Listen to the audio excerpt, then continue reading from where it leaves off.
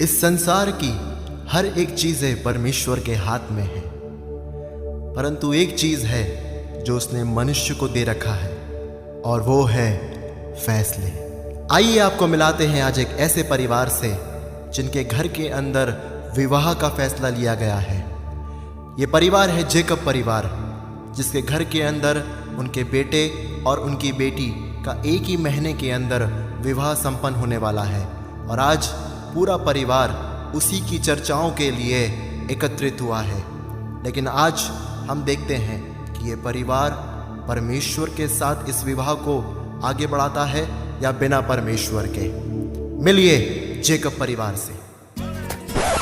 ये है अमन और सारा के पापा मिस्टर डेविड जेकब, और ये है बड़े पापा मिस्टर रोनाल्ड जेकब।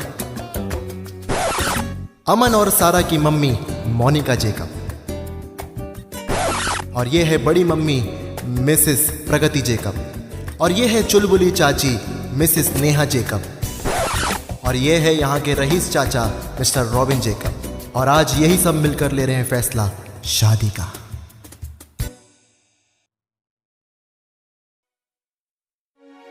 पूरे परिवार के अंदर खुशी का माहौल छाया है। अमन यानी इस परिवार का बेटा और सारा इस घर की बेटी, जिनकी एक ही महीने में शादी होने वाली है। और ये है इस घर का लाडला और बिगड़ा बेटा अमन जेकब। भाई वाह, आज तो मजा आ गया। क्या परिवार मिला है हमारे बेटे को। राज करेगा राज। आखिरकार तैयारी भी तो करना है, और भाई साहब को भी बताना है। अरे अरे, पादरी साहब को क्यों बताना है?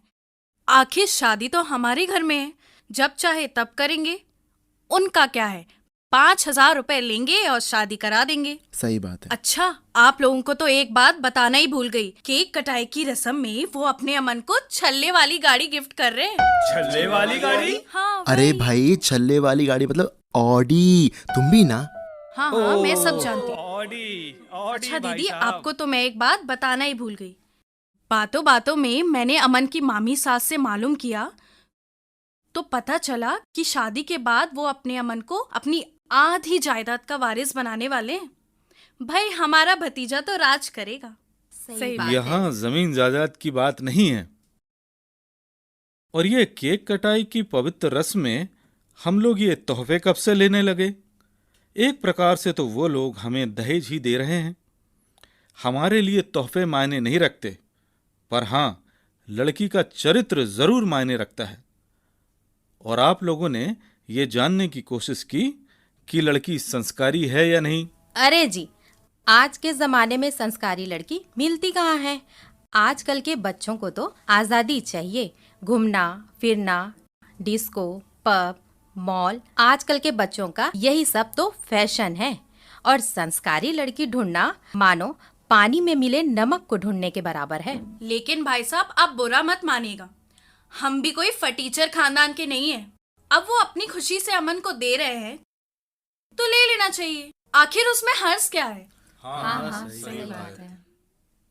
मैं आप लोगों को पहले ही बता दे रहा हूँ, वैशाली जो है वो एक बहुत ही ओपन माइंडेड और एक ऊंचे घराने की लड़की है, और मैं नहीं चाहता कि उसे आप लोगों के बीच में रख के उसकी आज़ादी छीनूं। क्या है ना पापा, हम लोग रात में देर से आएंगे तो आप लोगों को ही डिस्टर्ब होगा। तो मैं चाह रहा था कि पापा, वो जो अपना सिविल लाइंस वाला प्लॉट है ना, उसमें आप हमारे लिए एक छोटा सा घर बनवा देते।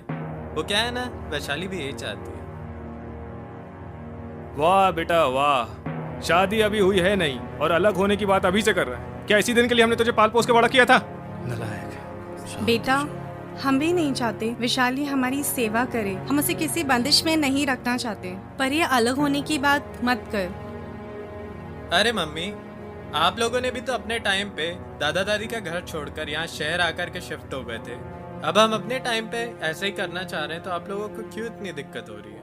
अरे बेटा, ये सब बात छोड़, तू जी अपनी मस्त जिंदगी में। अरे क्या लगा कर कोई फालतू की बातें। जाओ भाई, कुछ ठंडा लेके आओ पीने के लिए, खाने के लिए। हाँ, मैं अभी लाई। शांत रहो, आजकल के बच्चे सब गरम दिमाग के होते हैं। Mom, I am leaving. Party करके लेट नाइट लौटूंगी। हाँ बेटा, जरा जल्दी आना। हाँ हाँ ठीक है। वो क्या है ना दीदी, आजकल के बच्चे भी लीजिए भाई साहब, नहीं बस ठीक। आप लीजिए थोड़ा सा। नहीं नहीं बस ठीक। दीदी बस बस। लीजिए। अरे मोनिका, इस खुशी के मौके पे अपनी रानी बिटिया दिख नहीं रही, कहाँ है सारा? हाँ हाँ, उससे भी बुला लो। आखिर हमें भी तो पता चले जिस लड़के के लिए उसकी बात चल रही है, आखिर वो उसके बारे में सोचती क्या है। हाँ, आखिर अमन से पहले सारा की शादी है ना। जी जी, अभी बुला के लाती हूँ। ये इतनी सीधी क्यों है? ये थोड़ी तेज होती तो।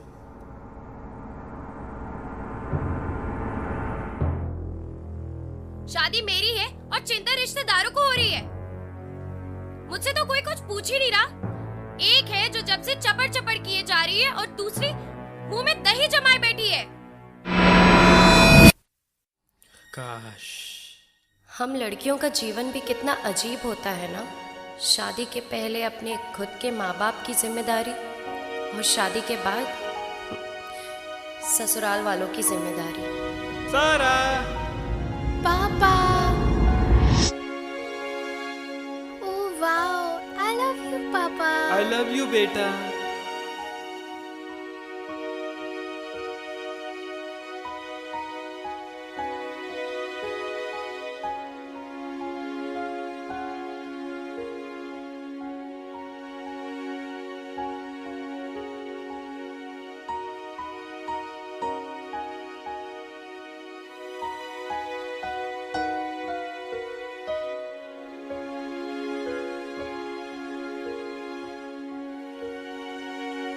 हमारा बचपन, हमारी खुशी और हमारा जीवन, इसके महत्व को तो हमारा परिवार भूल ही जाता है।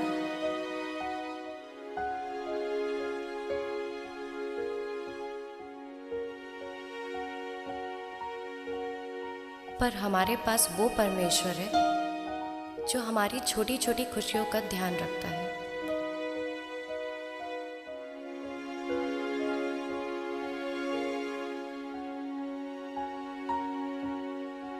बेटा सारा, ये परमेश्वर का वचन है। इसे हमेशा अपने जीवन का मूल्य जाना और इसे हमेशा प्रथम स्थान देना, ताकि परमेश्वर हमेशा तुम्हारे जीवन से प्रसन्न रहे। God bless you.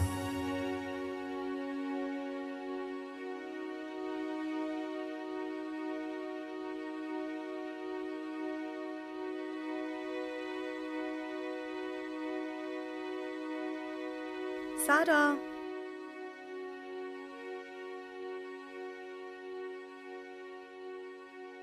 जी माँ, सारा बेटी चल, नीचे सब इंतजार कर रहे हैं। अभी आई।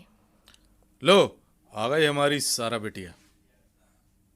नहीं पापा बेटा बस, लीजिए। नहीं बस, अच्छा ठीक है दे दे। सर्वगुण संपन्न सारा बिटिया, गॉड ब्लेस यू बेटा। जी भाई साहब, बड़े ही नाजों से पाला है हमने अपनी बिटिया को। आखिर हमारी सहरा बिटिया है ही इसी लायक, तभी तो इतना रईस खानदान मिला है हमारी सहरा को। क्रिस्टोफर एंथोनी परिवार का एक लौता बेटा है और हमारी बिटिया को पलकों में बैठा के रखेगा वो सब तो ठीक है, पर लड़का पीता खाता तो नहीं है। अरे भाई साहब, पीना खाना तो अपने में चलता ही है, और वैसे भी क्रिसमस में अपन लोग थोड़ा बहुत मेरे को भी आप लोग थोड़ा थोड़ा। अरे बेटा सारा, इधर आ, बैठ तो जरा। मुझे भी तो बता, लड़के को लेके तुम्हारी क्या राय है? पसंद तो है ना तुम्हें लड़का? बड़े पापा, बड़ी माँ, मम्मी, पापा, चाचा चाची और मेरा पागल छोटा भाई, मैं आप सबका दिल से शुक्रिया अदा करना चाहती हूँ। आप सब ने जो भी कुछ मेरे लिए सोचा होगा वो बहुत ही अच्छा सोचा होगा, लेकिन मैं आप सबसे कुछ कहना चाहती हूँ। हाँ बेटा बोलो, बिल्कुल बोलो। पापा, जब से मैंने परमेश्वर के वचन को थामा है और यीशु मसीह को अपना जीवन दिया है, मैंने सिर्फ एक ही बात को हमेशा ध्यान में रखा कि कुछ भी करूं, पर उन सब में परमेश्वर को प्रथम स्थान दो। हमारी कलीसिया के पासबान, जिन्हें हम सिर्फ बर्थडे, शादी और मिट्टी पर ही बुलाते हैं, पर उनका स्तर इन सबसे कई बढ़कर है। जो परमेश्वर के जीवित वचन को हम तक पहुंचाते हैं, हम इन्हें पैसों में ना तौले, बल्कि इनका आदर और सम्मान करें। जो त्याग इन्होंने किया है, उन्हें हम पैसों से नहीं तौल सकते। आप लोगों ने इतनी सारी बातें करी, लेकिन क्या आप सबने इन सारी बातों में परमेश्वर को प्रथम स्थान दिया? क्या आपने इन सब बातों के लिए प्रार्थनाएं करी? आप रिश्तों को भौतिक बातों में देखकर, या यूं कहूं कि गाड़ी, बंगला, पैसा और फ्यूचर को देखकर आप रिश्तों को जोड़ रहे हैं। यदि शादी के बाद ही ये सब उसके पास से चला जाए, तो क्या आपके हिसाब से मैं उसके पास सुखी रहूंगी? क्या आपने ये जानने की कोशिश करी कि वो लड़का या उसका परिवार परमेश्वर को जानता है या नहीं? मैं आप सब लोगों को नीचा नहीं दिखा रही हूं। आप सबसे बस ये कहना चाहती हूँ कि हम जो कुछ भी करें, उन सब में परमेश्वर को प्रथम स्थान दें। आप सब तो जानते ही होंगे कि मसीहत हमें कॉम्प्रोमाइज करना नहीं सिखाती, कि चलता है या फिर कुछ नहीं होता, पर मसीहत हमें केवल पवित्रताई से जीना सिखाती है। और इतना ही नहीं, बाइबल में आइजैक के बारे में भी अगर आप सब जानते होंगे, तो उसने अपने पत्नी रिबेका को भी शादी के पूर्व सोना, चांदी और वस्त्र, पर उससे कुछ लिया नहीं। और सबसे महत्वपूर्ण बात कि यीशु मसीह ने अपनी दुल्हन यानी कलीसिया के लिए अपने आप को कुर्बान कर दिया। क्या हमारा मन इतना भी सक्षम नहीं कि अपनी मेहनत से वो अपनी खुद की गृहस्थी बना सके? इसलिए आइए हम सब इन सब बातों के लिए दुआ करें। शाबाश बेटा, तुमने हमारी आंखें खोल दी। God bless you. अब हम सब निर्णय लें, पहले प्रार्थना करें और उसके बाद इन बातों में आगे बढ़ें।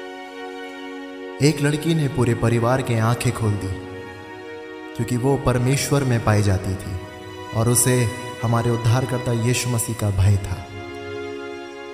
उसके फैसले ने परिवार के फैसलों को बदल दिया। आज मनुष्य भी परमेश्वर के सामने इसी बात से नापा और तौला जाता है कि वो अपने फैसले में परमेश्वर को प्राथमिकता देता है या नहीं।